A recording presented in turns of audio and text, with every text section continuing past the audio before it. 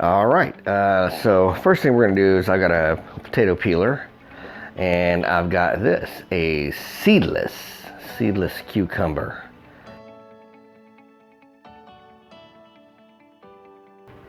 All right, so there's the cucumber. All right, rinse that, give that a rinse here for a second. So I got a green zucchini squash here. There you go, done. Got 2 of those, so let's do the other one. All right, got some yellow squash. There we go. How's that? Potato peeler, man, you gotta, whoever invented this thing, you know? Before the potato peeler, it was hard times. Cucumber's the biggest one, so let's get that one done first. So what I like to do is cut that in half. Okay. And then I'll just, this is how I'm gonna blanch out. This is because I'm gonna cut them. Isn't that cool, seedless? Sorry, let's take the time to appreciate the power of technology in genetics modification, no seeds. So anyways, I will just cut these in half like this, and then I'll half them again. Oh, careful not to cut yourself. That would not be good. And I think that this is a good size here. I think if I cut it in half, let's cut them in half. There you go. I think either way would have been fine, but this allows me more pieces. All right, this here, I just wanted to cut the ends, this end off here, don't need that. Let's go with the other cucumber here.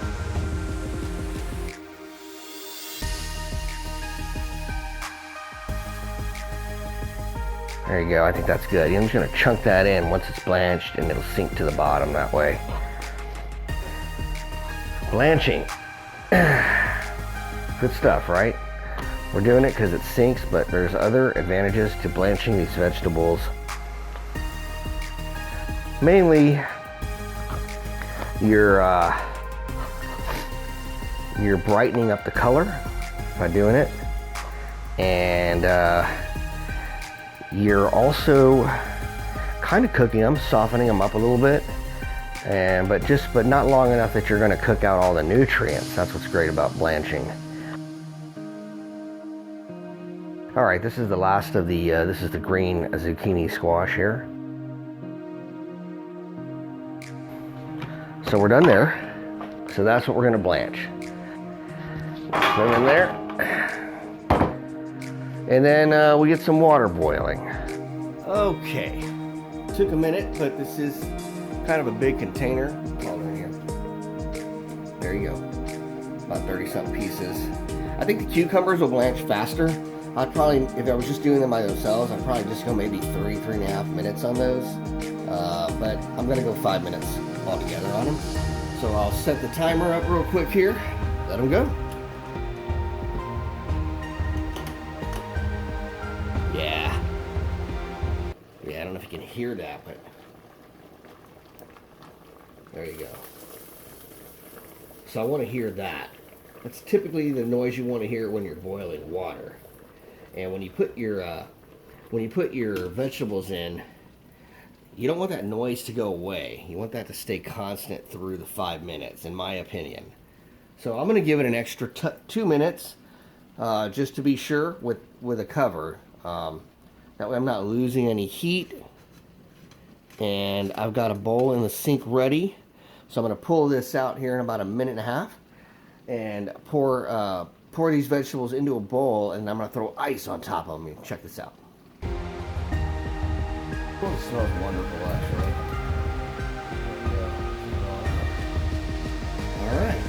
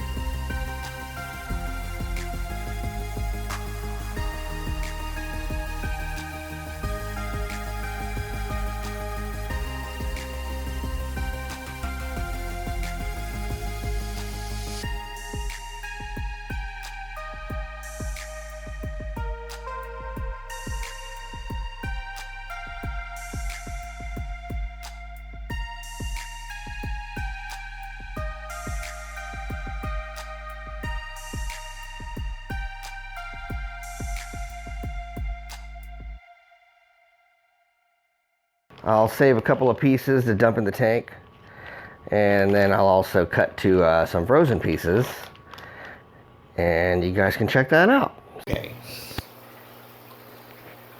Alright, so I had some pre-frozen stuff already. The other stuff is just freezing. So the pre-frozen I'm going to put right here. Let's get a good shot of that there. Let it go where it will go. So it is frozen, so it's going to float initially because it's frozen. But once it starts thawing, it will sink. And that's why I said when I do this, I usually know I'm going to put some food in immediately. So here's some of the stuff that we just did. And you see it'll just fall right down once it starts thawing. And obviously this didn't thaw, this is what we just did. And then that just goes right to the bottom.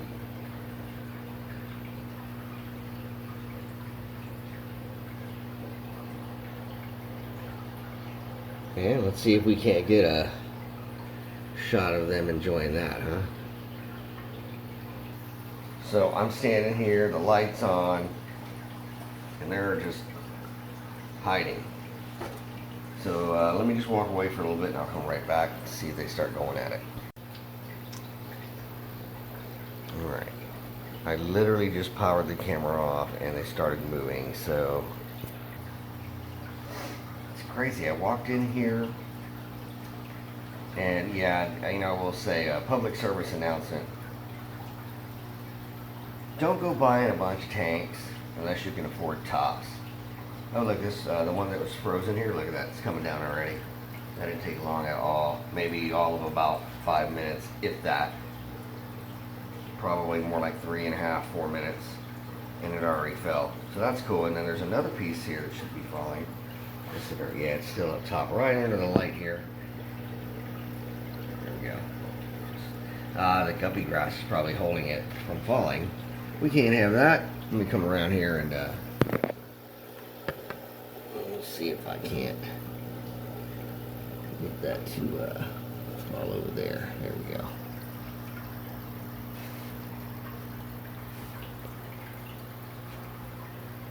Alright.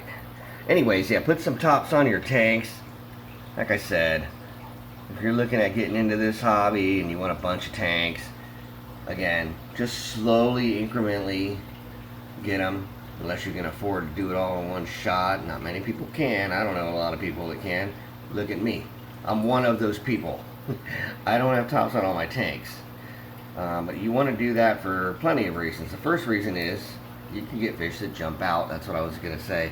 I walked in here and I looked and I saw something right over here. Let's zoom out here for a second.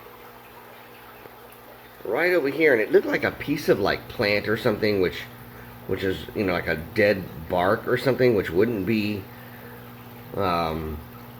unusual because I've got, you know, plants up here coming out, and sometimes when I'm, you know, something dies like a plant, or I'll just break off a twig or something, I'll just throw it on the floor until I get in here to clean this entire floor. You know, I just clean the fish room. If I'm going to clean the fish room, I'm going to clean all of it.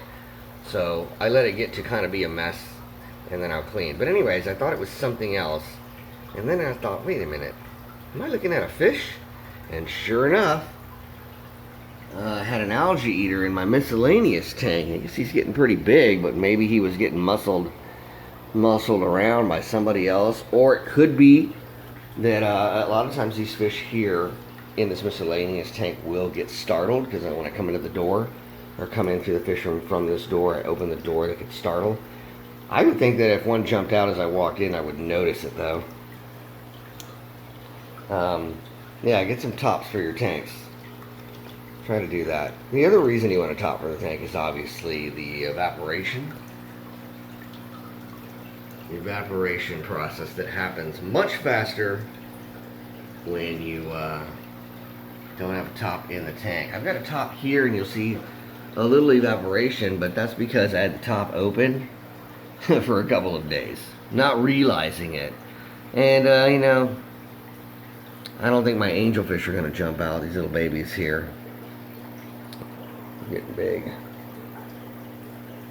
trying to grow them out for a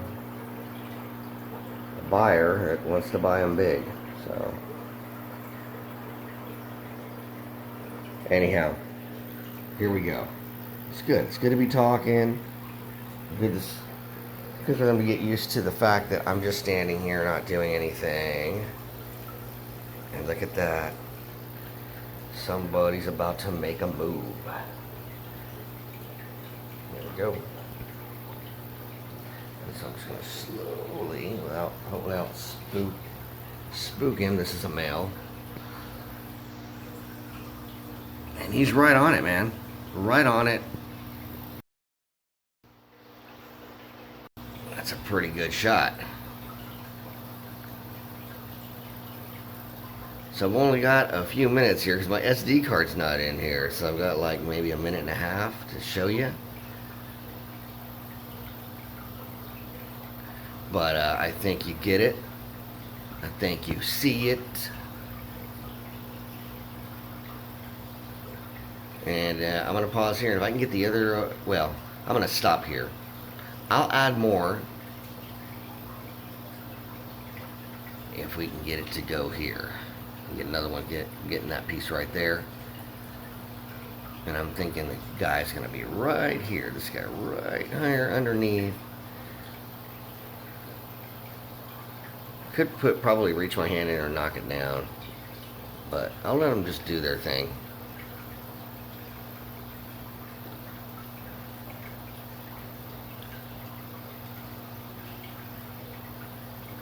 Loving it. Got that fin out there, the dorsal fin out there. I don't know. Maybe it's a sign of some like aggression, like to the other males, like stay away, I'm eating. This is my food, you never know. And this was the frozen stuff here.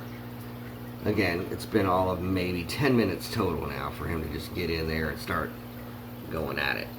I've got a female right up there towards the back, and she'll make her way into some of this as well. So everybody's getting their fill right now, which is good, or at least the males are.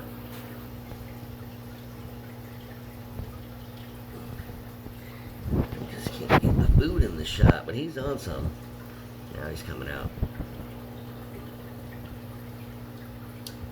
Alright guys, well I hope you enjoyed it.